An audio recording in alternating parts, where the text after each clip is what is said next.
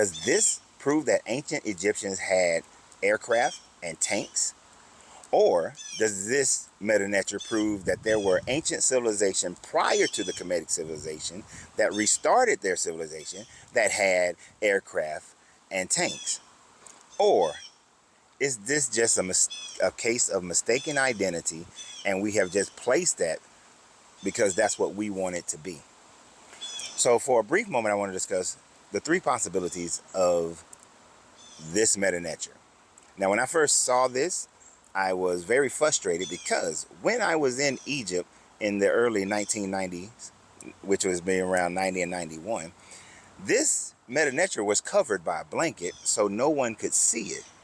And then, to my surprise, about a decade later, they removed the covering of it and people could see it. But I haven't been to Egypt since to see it for myself. But I've seen many videos and reports on it. So when you look up here at the very top up there, you see the one meta nature that looks like a helicopter.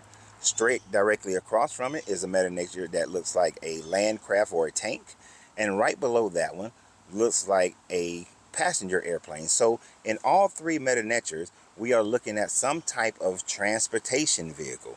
But what does the governments of Egypt say about it? Well, what they say is that each one of those meta natures are just a combination of a tablet or stone, well, of the stone being reused in this manner, meaning that the first one was written over by Seti, and then it was filled with plaster and then written over again by Ramesses II, and then as it eroded away, it became a combination of both meta natures, meld together to make out an airplane, a land tank, and a passenger plane. So to give you a clearer example of what they're saying, as you can see, the kind of eyeglasses is Seti the First. The arm with the little golf club looking thing and the other arm and the falcon is equaling to Ramesses II. And what they're suggesting is that when it was first done, it was talking about Seti and how he was conquering some people. And then when Ramesses was conquering some people, they they covered it in plaster and rewrote over it about Ramesses II conquering some people. Now, to them, these two done over top of each other formed the mold that came out to look like a helicopter right there after both of them were combined together, and you see how they drew in red what that combination could look like. Now, this is only a theory. This is not factual. They actually do not know whether or not that is true, but it is the statement of the museum in Cairo. But I'm still not convinced, because one of the aspects about it is that you want me to believe, based on the percentages, how would it have come out possibly that this one block depicts 3 transportation devices? 4 transportation devices. I forgot the bottom one that looks like another kind of jet. 4 transportation devices were imprinted on the same stone, and they just happened to come out that way because they were rewritten over, and they perfectly look or fit modern day transportation devices of a helicopter, a tank, a passenger plane, and a fighter jet. It's a little suspect to me. A little suspect, especially when we consider that the Aztecs and the Mayans, and I just thought about this, which is why there's no picture, the Aztecs depicted imagery of gods flying in rocket ship or flying vehicles. Now, we also have all the stories that talks about how after some cataclysmic event, the Younger Dryas Flood, there were these deities that came out and restarted civilization. The Hindu talk about the gods having a fighting in the sky. Even the Anunnaki story talks about the gods fighting in the sky, or the angels fighting in the sky. So there are many different stories around the world of different deities fighting in the sky on these vehicles of fire and so on and so forth, talking about these deities coming down from the heavens. So there are stories like that all around the world. And then we have the Sumerian story and the Atlantean story. Now, the Atlantean story, I don't give a whole lot of credibility to those writings because they're mostly based on the writings of Plato, which means that they are written thousands of years later. Tens of thousands, well, not tens of thousands, but thousands of years later. The Sumerian stories are closer to the time frame of the writing, considering they're talking about the Anunnaki and the fact of Enki coming down to Earth after chasing Lamu to Earth and then signaling back to Nibiru.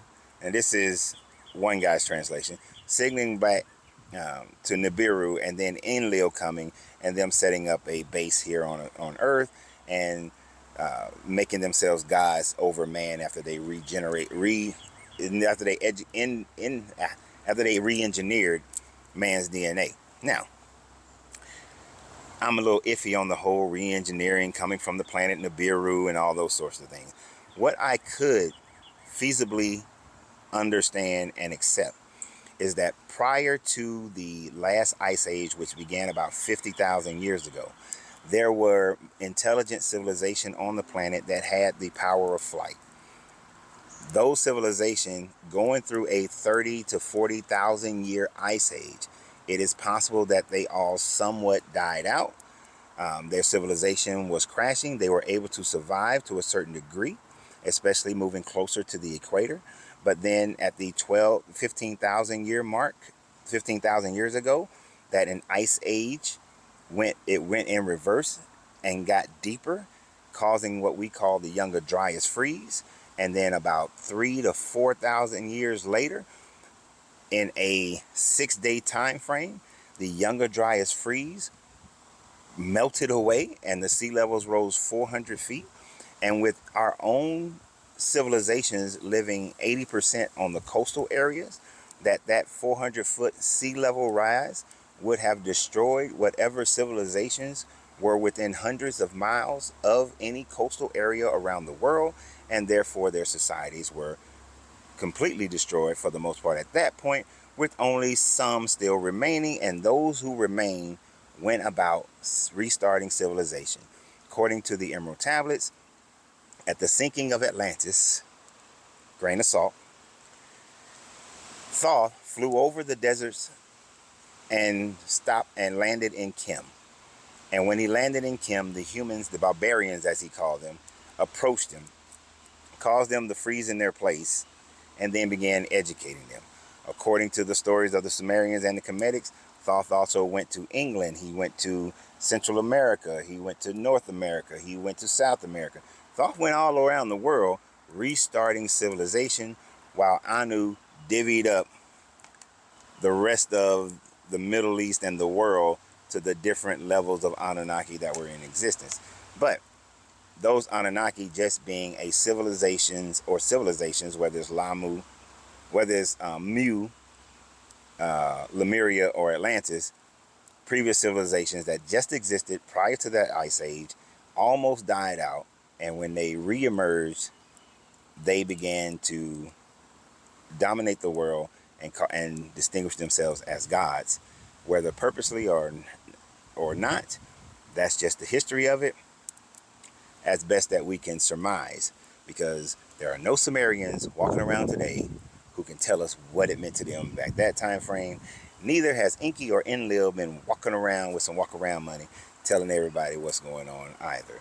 But these are our best guesses, our best estimates, our theories based on the evidence of information that we have. Do I think that that's plaster written over top of some older writing and then it formed 4 transportation vehicles on the same stone? That is highly suspect to me. But what do you guys think? Is that probable or not? Because I don't mind being wrong. But y'all have a great day. And remember always, you have to free yourself to be yourself, because your greatness is non-negotiable. Good journey, good vibration.